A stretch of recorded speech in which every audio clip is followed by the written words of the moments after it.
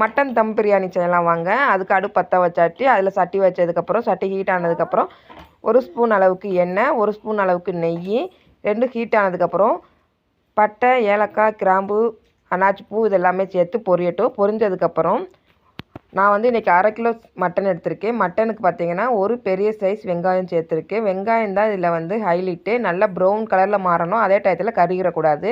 இதோட ஒரு 3 பச்சை மிளகாய் உங்கள் காரத்துக்கு ஏற்ற சேர்த்துக்கலாம்.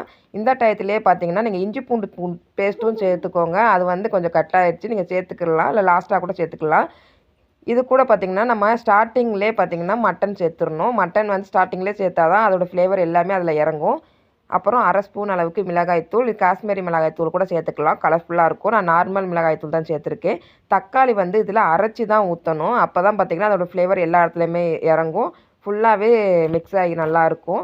இது கூட பார்த்திங்கன்னா தயிர் சேர்த்துக்கிறேன். 2 ஸ்பூன் தயிரில் கொஞ்சம் தண்ணி ஊற்றி அதை மிக்ஸ் பண்ணி சேர்த்துக்கிறேன். அதுக்கப்புறம் பார்த்திங்கன்னா மல்லி, புதினா இதையும் சேர்த்துக்கிறேன்.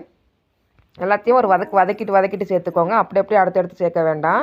வதங்கி இந்த மாதிரி பார்த்திங்கன்னா நல்லா தண்ணி விட்டு வரணும். அதுக்கப்புறம் 1 டம்ளர் அரிசிக்கு 2 டம்ளர் தண்ணியும் சேர்த்துக்குருவோம். அதுக்கு தேவையான அளவுக்கு உப்பு, 1/2 எலுமிச்சப்பழத்தில் பாதி எலுமிச்சப்பழம், அதாவது 1/4 எலுமிச்சப்பழம் சேர்த்தாலே போதும் உங்கள் புளிப்புக்கு ஏற்ற மாதிரி. தக்காளி அரைச்சி ஊற்றுறதுனால அதுலேயும் புளிப்பு இருக்கும்.